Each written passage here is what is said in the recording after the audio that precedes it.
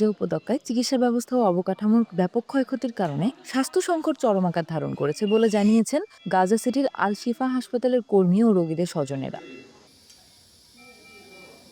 হাসপাতালটির শিশু নিবিড় পরিচর্যা কেন্দ্রে চিকিৎসকেরা ৮ মাস বয়সী শিশু সামা আবু আজাওয়ার প্রাণ বাঁচাতে আপ্রাণ চেষ্টা করছেন, যে বর্তমানে তীব্র কিডনি বিকলতায় ভুগছে। সামার মা বিলকিস আবু আজওয়া জানান, তার মেয়ের কিডনি সচল করার জন্য প্রয়োজনীয় সরঞ্জাম গাজায় নেই এবং তিনি বাইরে কোনো সচল হাসপাতালেও তার শিশু সন্তানের জন্য চিকিৎসার সুযোগ পাচ্ছেন না। ওর প্রাণ বাঁচাতে পারে এমন সরঞ্জাম এখানে নেই, আর ওর অবস্থা দিন দিন খারাপ হচ্ছে। আমরা গাজার বাইরে চিকিৎসার জন্য জরুরি মেডিকেল রেফারেল পেয়েছি, কিন্তু আমরা এখনো অপেক্ষায় আছি। আমার ভয় হচ্ছে আমি হয়তো ওকে হারিয়ে ফেলবো।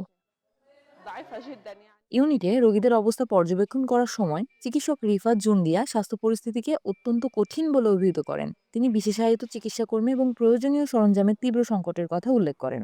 ২০২৩ সালের অক্টোবর থেকে বিশ্ব স্বাস্থ্য সংস্থা এবং তাদের সহযোগীরা গাজা থেকে ১০,৬০০-র বেশি গুরুতর অসুস্থ রোগীকে সরিয়ে নিয়েছে, যাদের মধ্যে ৫,৬০০-র বেশি শিশু রয়েছে এবং প্রত্যেকেরই উন্নত চিকিৎসার প্রয়োজন ছিল। তা সত্ত্বেও উপযুক্ত স্বাস্থ্যসেবা পেতে আরও অনেক রোগী গাজা থেকে সরিয়ে নেওয়ার অপেক্ষায় রয়েছেন।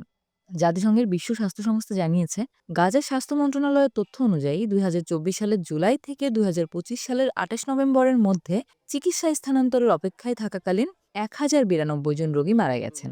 তবে এই সংখ্যাটি প্রকৃত সংখ্যার চেয়ে কম হওয়ার সম্ভাবনা রয়েছে।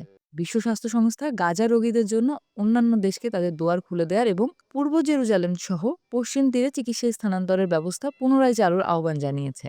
সংস্থাটির মতে, মানুষের জীবন এখন এর উপরই নির্ভর করছে।